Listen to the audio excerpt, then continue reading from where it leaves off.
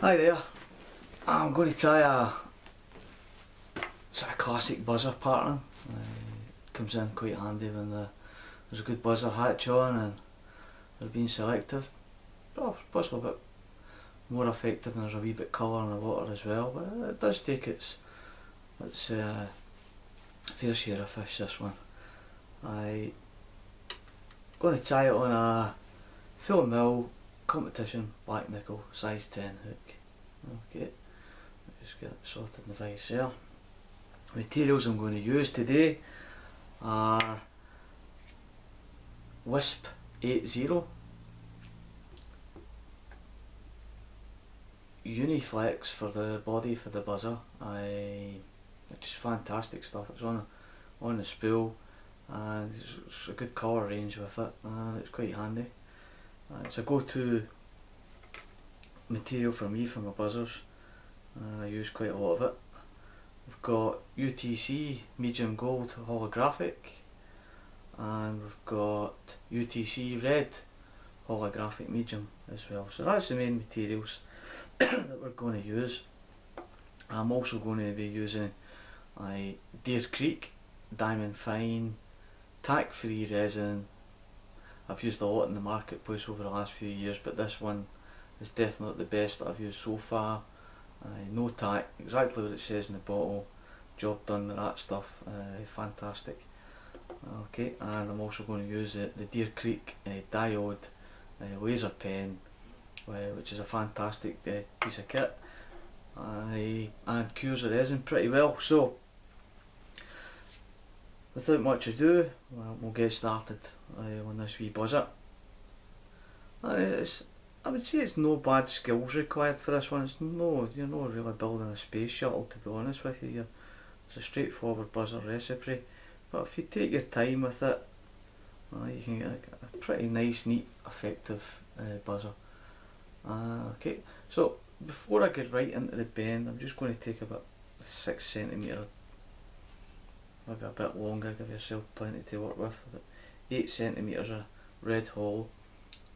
Give it a wee wet there, and I'm just going to, rather than hold it and tie onto it, I'm just going to use a wee technique of sliding it on to the top of the hook and just pull it down, and there you go, it's secured. And then just take my wraps of thread and just take them, let them enter into the bend, so you get a wee turn of black as well, as if it's a wee body bend rather than just a straightforward straight buzzer. They're not always straight, they're not always curved. There's always something a wee bit different in them. And then take your red holographic to create a tag butt tail. It's a good target point. They do tend to infuse the fish into more action by having good target points, so this is always a good point to have as a tag at the end of the body. Okay, so we'll take one turn in behind, and then we'll take one turn, but as you're coming up with your other turn, just gently pull your tag end round and let it drop. Okay, I need to catch it again. That's one in behind and one on top, that's better. Okay, and we'll just run the thread all the way up to the top towards the thorax area. Now we're going to take some Uniflex. It's a bit stretchy. Give yourself plenty enough to work with, but not too much. You end up having to cut it shorter all the time to get it to work for you. So just catch in again, up and under the thread. Okay, and work it to the back every time. Where the red butt end is, but as you're working your way back, give it a good stretch and then touch and turns till you come right to the very start of the tag and catch it in line, and then let it go, and then work your thread all the way back up. But doing all these wee type of techniques, it helps keep the symmetry of your buzzer, your fly that you're tying. Don't have any big bump ends, etc. Keeps it all nice and neat. Okay, so what we're going to do is going to a wee technique here as well to help keep the bumps away is before you turn it over to start your first wraps of the hole, let's pull your FlexiForce tight and then tight over, and then you can let it go and it keeps it close to the wraps of thread. And then just work your holographic up to the thorax area, nice and tight.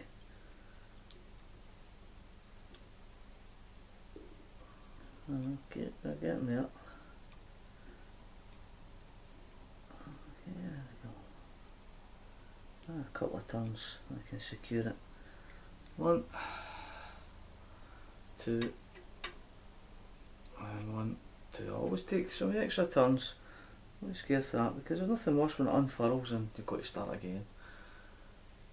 Okay, that's a couple of turns just to know what we're doing. Okay, so we're going to take the FlexiForce and I've got a good stretch, and where the joins are, then one in, right round nice and tight, and then just gently start working your way up to ribbit. And every time you take a turn over, let a bit of pressure off and it lets the FlexiForce expand a wee bit, so it creates a nice rib. There we go. Okay, and just judging it the best you can. I tend to just follow the chasing edge of where my wraps are. And just take your time to get a nice even set of ribs coming up, and then start winding them out as you get towards the top. And then judge where your head's going to be, where it's going to start.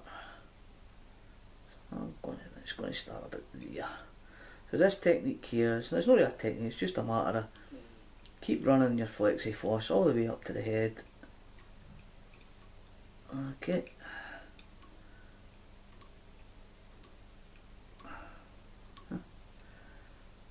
And it allows you to build a pupa head just using the FlexiForce instead of manically whipping turns around with the thread. Saves you some thread, and you can get a decent size of pupa with it. Okay, and then you can run it back till you start catching the FlexiForce flat side, and then pull it as tight as you dare. 1, 2 turns to catch it. Again, always with this in mind, to be sure.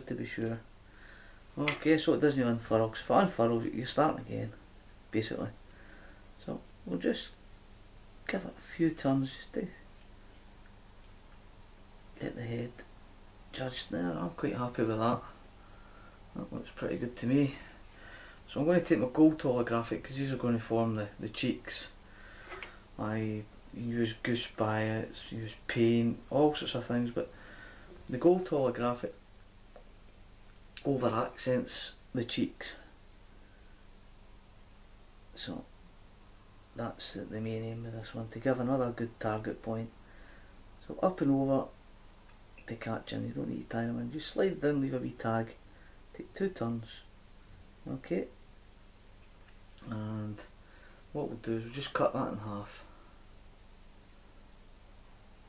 like so.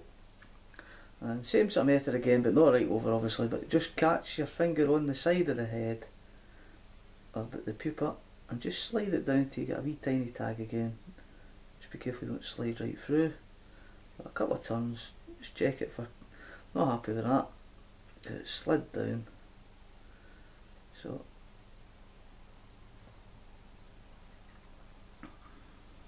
just catch it on the side of the head again.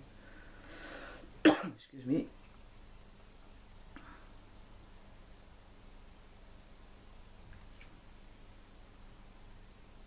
That's it. And just let it come down to the back.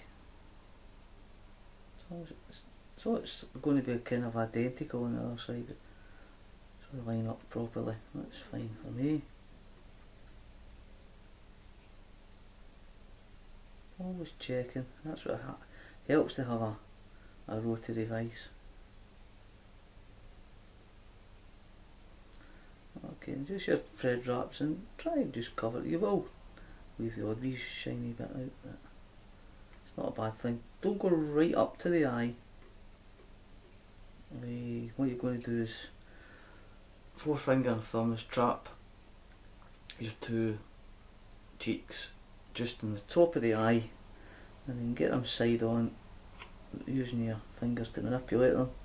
1, 2 turns, give it a wee tug, lift that up and give it 1, 2 turns there. And they should sit steady, and they look pretty equal on each side. They don't look squinty. That's my pet hate. So I've got this useful tool from Stonefly. It's only a few quid, and it's actually for cutting deer hair, but I use it for trimming. And it gets you right in without leaving wee tag nasty bits out, which waste the fly altogether sometimes, having a nice neat head. Okay, so I'm happy with that. So the next wee technique is I'm going to take a wee dab of resin, and we're going to catch it onto the thread underneath. Okay. Ooh.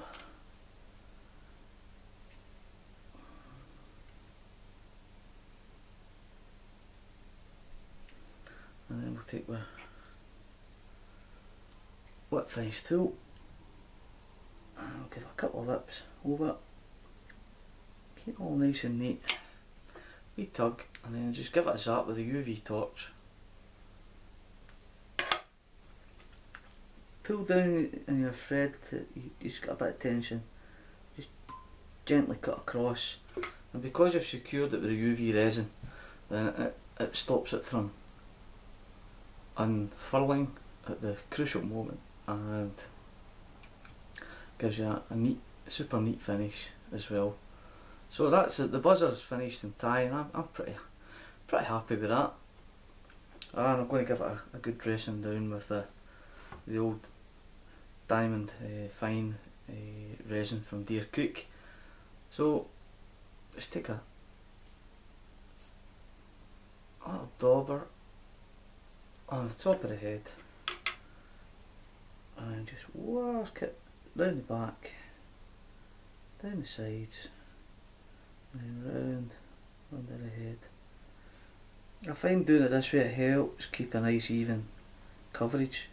This is not bad. This the fine, it's not too thick and it's not too watery where you're having to rush to get it over, and you can actually work with it and it still gives you a fine type of finish. If you obviously want to bulk it up, you just obviously put more on, but I like to work this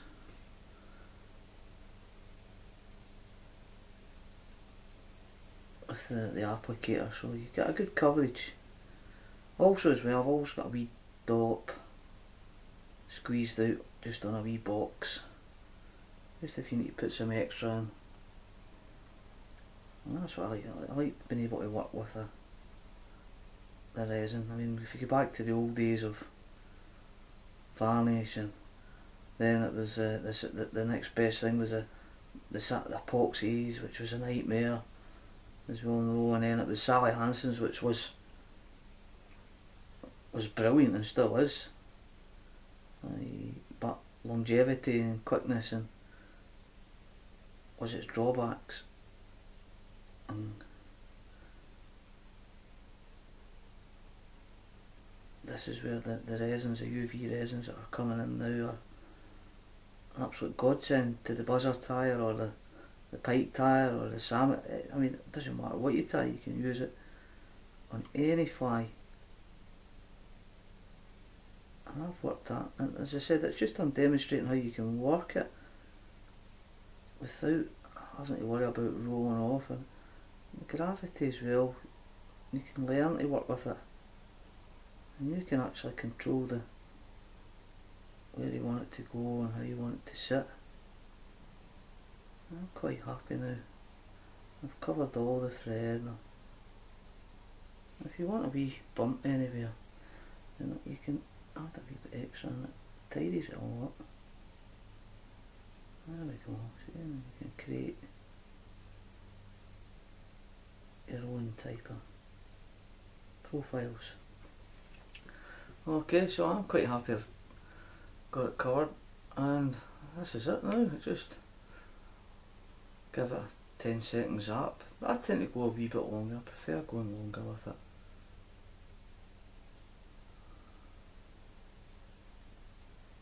Just to give it a good setting. There you go, it's a good one. It's not sticky either, doesn't stick.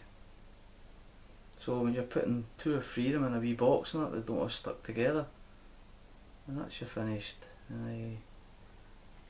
black buzzer with red holographic for the body, gold holographic for the cheeks. Well, looks pretty good to me. Thanks.